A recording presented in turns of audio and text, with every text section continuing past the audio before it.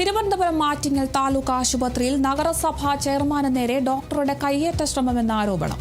ആറ്റിങ്ങലിലെ tuition സെന്ററിൽ അധ്യാപകൻ school വിദ്യാർത്ഥിനിയെ വടികൊണ്ട് മർദ്ദിച്ച സംഭവത്തിൽ രക്ഷകർത്താവ് കുട്ടിയുമൊത്ത് വലിയ താലൂക്ക് ആശുപത്രിയിൽ ചികിത്സ തേടിയിരുന്നു. ഈ സംഭവം അന്വേഷിക്കാൻ വലിയകുന്ന് താലൂക്ക് ആശുപത്രിയിലെത്തിയ ആറ്റിങ്ങൽ മുനിസിപ്പൽ ചെയർമാൻ എം പ്രദീപിന് നേരെയാണ് കയ്യേറ്റ ശ്രമമുണ്ടായത്. പോലീസിൽ പരാതിപ്പെടാനായി ഡോക്ടറോട് വൂണ്ട് സർട്ടിഫിക്കറ്റ് ആവശ്യപ്പെട്ട് സംസാരിക്കുന്നതിനിടയിൽ ചെയർമാനെ ഡോക്ടർ പിടിച്ചു തള്ളിയെന്നാണ് ആരോപണം. ചികിത്സയ്ക്ക് എത്തിയപ്പോൾ ആ കുട്ടിയോട് കേസ് വേണോ, കേസെടുക്കണോ എന്നൊക്കെ ചോദിച്ചു. കേസെന്ന് പറഞ്ഞപ്പോൾ കുട്ടി ആകെ വിഷമിച്ചു.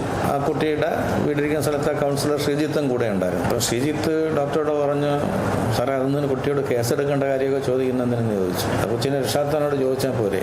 അപ്പോൾ ശ്രീജിത്തും ഇയാളുമായിട്ട് പ്രശ്നമായി. എന്നെ വിളിച്ച് ഞാനപ്പോൾ വേറെ സ്ഥലത്ത് നിൽക്കുക, ഞാൻ അവിടെ എത്തി.